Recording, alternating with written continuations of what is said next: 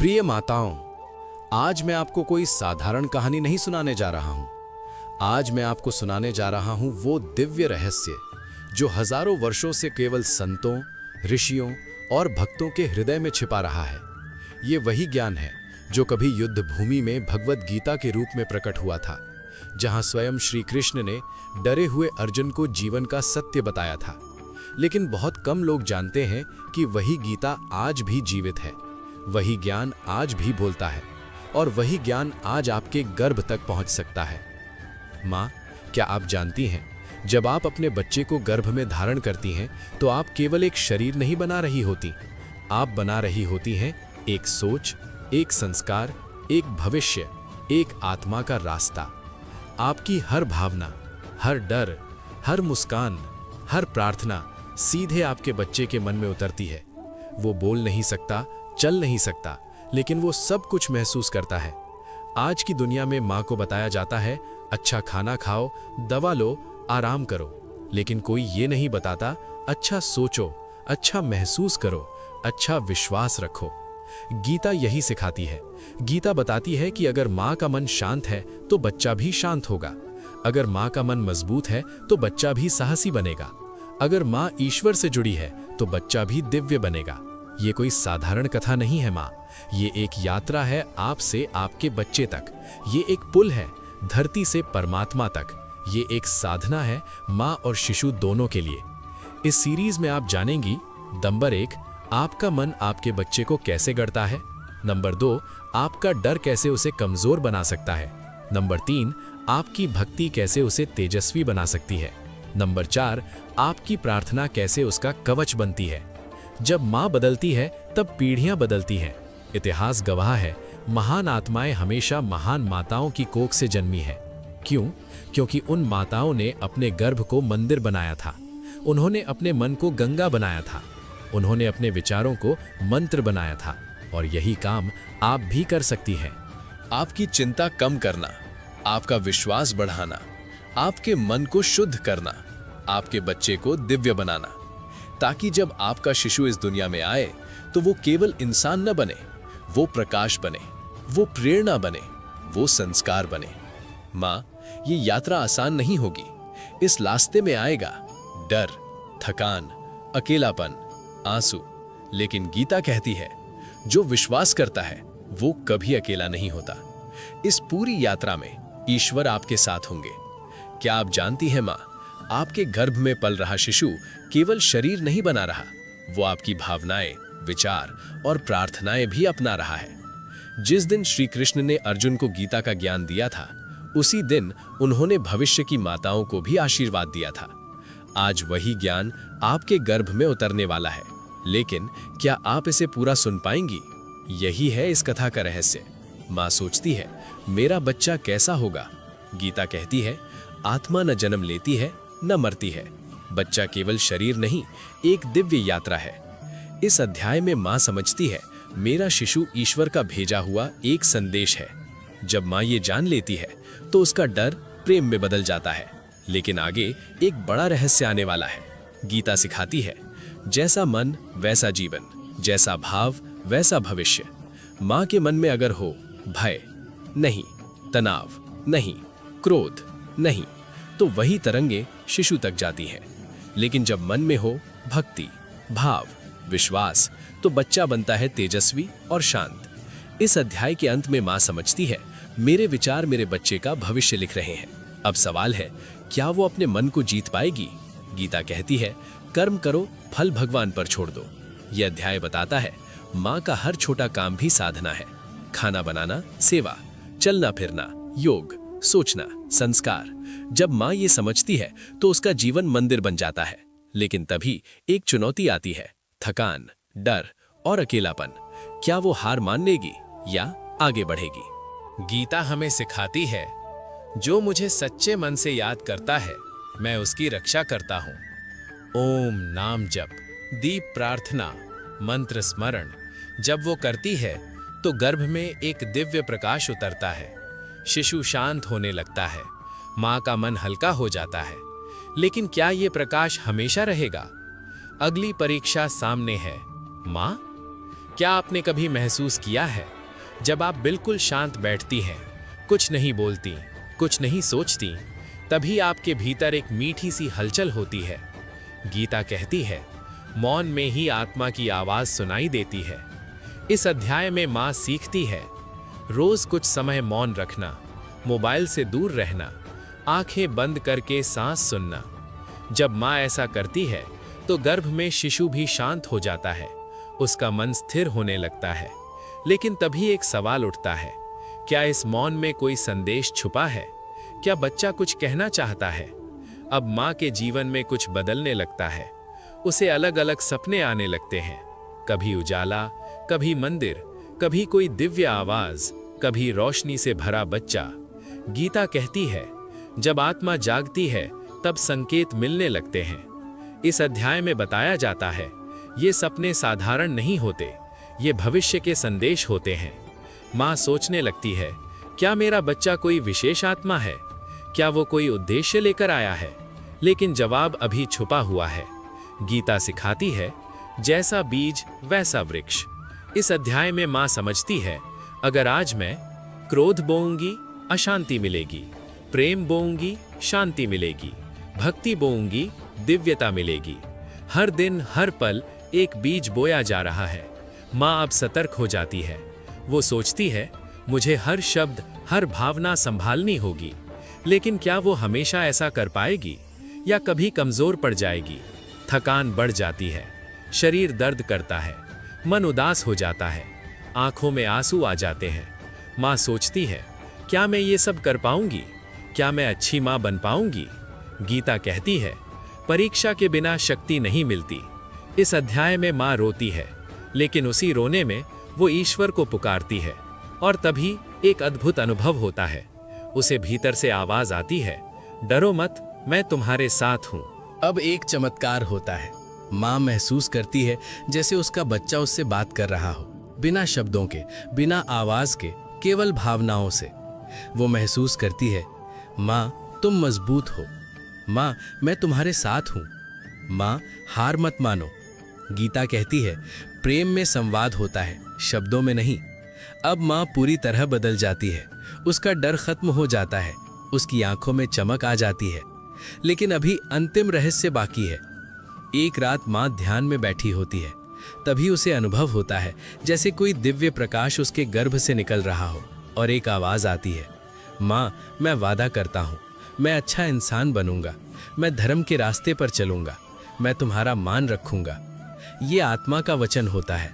ये साधारण बच्चा नहीं होता, ये एक मिशन लेकर आता है।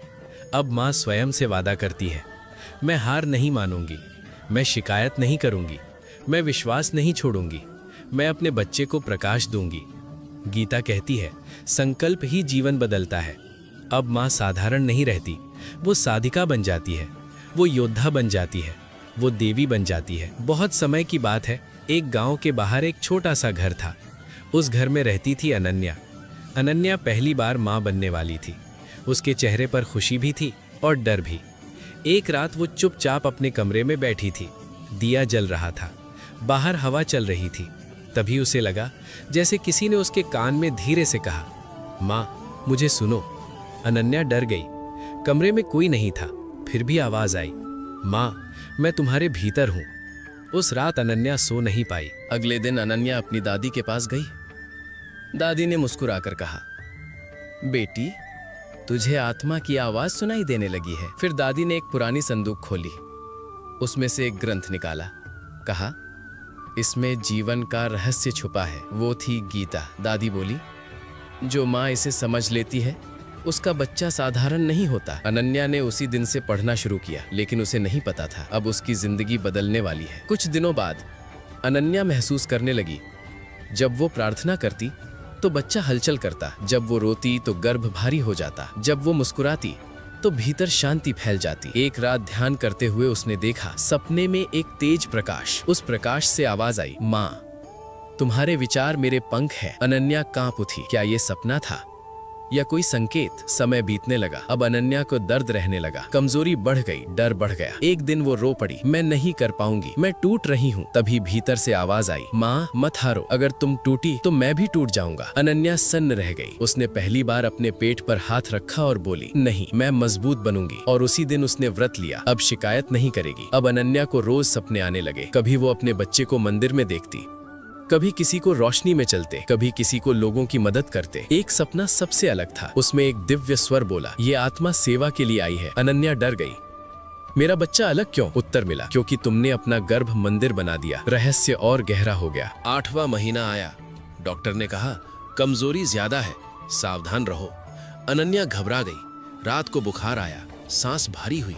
उसने रोते हुए कहा, भगवान मेरे बच्चे को बचा लो। तभी उसे लगा जैसे किसी ने उसके माथे पर हाथ रखा हो और भीतर से आवाज आई, माँ अब तुम्हारी परीक्षा है। वो रात जैसे सालों की लग रही थी। अगली सुबह अनन्या को शांति मिली। उसने ध्यान में बैठकर कहा, बेटा अगर तू ठीक है तो संकेत दे। अचानक गर्भ में हल्की सी हलचल हुई। फिर एक भाव आया, माँ मैं सुरक्षित हूँ, पर तुम्हें मजबूत रहना होगा। उस दिन अनन्या बदल गई। अब वो डरती नहीं थी, वो साधिका बन गई थी। 9वें महीने की एक रात अनन्या ने ध्यान में देखा, एक उज्जवल आत्मा उसके सामने खड़ी है। वो बोली, माँ मैं वादा करता हूँ, मैं सच्चाई पर चलूंगा, मैं किसी को दुख नहीं दूंगा, मैं तुम्हारा मान बढ़ाऊंगा। अनन्या रो पड़ी। उसने कहा, मैं भी वादा करती हूँ, तुझे कभी गलत रास्ते पर नहीं जाने दूंगी। वो क्षण अमर हो गया। फिर वो दिन आया, प्रसव पीड़ा शुरू हुई। दर्द असहनीय था, लेकिन अनन्या मंत्र जप रही थी, मैं मजबूत हूँ, मेरा बच्चा दिव्य है। अचानक एक तेज रोशनी का अनुभव हुआ और रोने की आवाज गूंजी। बच्चा जन्म ले चुका था। डॉक्टर बोले, ऐसा शांत बच्चा हमने कभी नहीं देखा। अनन्या मुस्कुराई। सालों बाद वो बच्चा बड़ा हुआ, दयालु था, सत्यवादी था, सेवाभावी था। एक दिन उसने माँ से पूछा, माँ क्या तुमने मुझे जन्म से पहले कुछ सिखाया था? अनन्या ने गीता दिखाकर कहा, हाँ बेटा, मैंने तुझे आत्मा से गढ़ा था। बच्चा बोला, तभी मैं अलग हूँ। रहस्य पूरा हुआ। बच्चे का नाम रखा गया आरव। आरव बचपन से ही अलग था। जब दूसरे बच्चे रोते वो शांत रहता, जब दूसरे लड़ते वो मुस्कुरा देता। अनन्या कई बार सोचती, मेरा बेटा इतना शांत क्यों है, इतना समझदार कैसे? एक रात उसने सपना देखा, उसमें वही दिव्य प्रकाश था और आवाज आई, माँ समय आने वाला है। अनन्या डर गई। कौन सा समय? किस बात का समय? एक दिन आरव स्कूल से लौटा। उसकी आंखें गीली थीं। अनन्या ने पूछा, क्या हुआ बेटा? आरव बोला, माँ आज एक बच्चा गिर गया था, सब हंस रहे थे, लेकिन मुझे बहुत दर्द हुआ। अनन्या चौंक गई। तुझे कैसे दर्द हुआ? आरव बोला, माँ मुझे लगा जैसे मैं ही गिर गया। उस रात अनन्या सो नहीं पाई। क्या उसका बेटा दूसरों का दुख महसूस कर सकता है? समय बीतता गया। आरव अब बड़ा होने लगा। एक दिन गांव में बाढ़ आ गई। सब लोग घबरा गए। तभी छोटा सा आरव बोला, डरो मत, सब ठीक होगा। उसने बच्चों को इकट्ठा किया, बुजुर्गों की मदद की, लोगों को पानी बांटा। सब हैरान थे, इतनी समझ एक बच्चे में। अनन्या की आंखों में आंसू आ गए। उसे याद आया, ये आत्मा सेवा के लिए आई है। क्या यही उसका मतलब था? एक दिन अनन्या बहुत परेशान थी। उसने सोचा, इतना अलग बच्चा, कहीं दुनिया इसे समझ ना पाए, कहीं ये अकेला ना पड़ जाए। रात को वो रो पड़ी। तभी वही आवाज आई, माँ डरो मत, जो प्रकाश लेकर आता है उसे अंधेरा डराता जरूर है, पर मिटा नहीं सकता। अनन्या कांप गई। अब उसे समझ आने लगा था, उसका बेटा साधारण नहीं है। एक दिन गांव में एक साधु आए। उनकी आंखों में गहरी शांति थी। उन्होंने आरव को देखा और ठहर गए। फिर बोले, बहन तुम्हारे गर्भ में साधारण आत्मा नहीं आई थी। अनन्या चौंक गई। क्या मतलब महाराज? साधु बोले, इस बच्चे ने जन्म से पहले साधना की है, ये कई जन्मों का यात्री है, तुम भाग्यशाली हो। अनन्या के हाथ कांपने लगे। तो क्या उसकी कहानी सच थी? उस रात अनन्या ने संदूक खोली। वही पुरानी पुस्तक, वही नोट्स, वही प्रार्थनाएं। उसने सब आरव को दिखाया और बोली, बेटा मैंने तुझे गर्भ में ही गढ़ा था। मैं रोज प्रार्थना करती थी, मैं तुझे भगवान को सौंप चुकी थी। आरव चुपचाप सुनता रहा। फिर बोला, मां मुझे सब याद है। अनन्या सन्न रह गई। क्या याद है?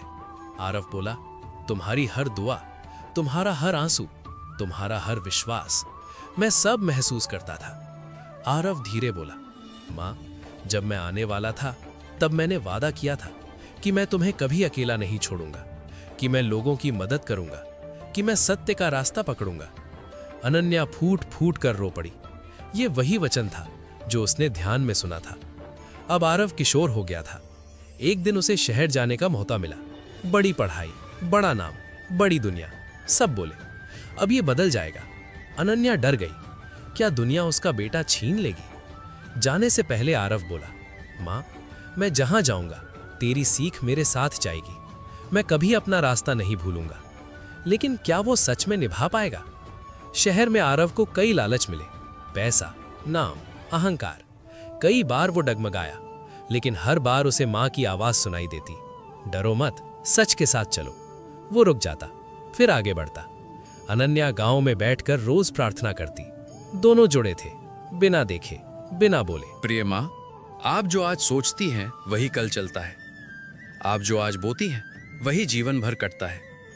आपका गर्भ केवल शरीर नहीं बनाता, वो भविष्य बनाता है। ये कहानी अनन्या की नहीं है, ये आपकी कहानी हो सकती है। अगर आप आज अपने मन को पवित्र करेंगी तो कल आपका बच्चा दुनिया को रोशन करेगा।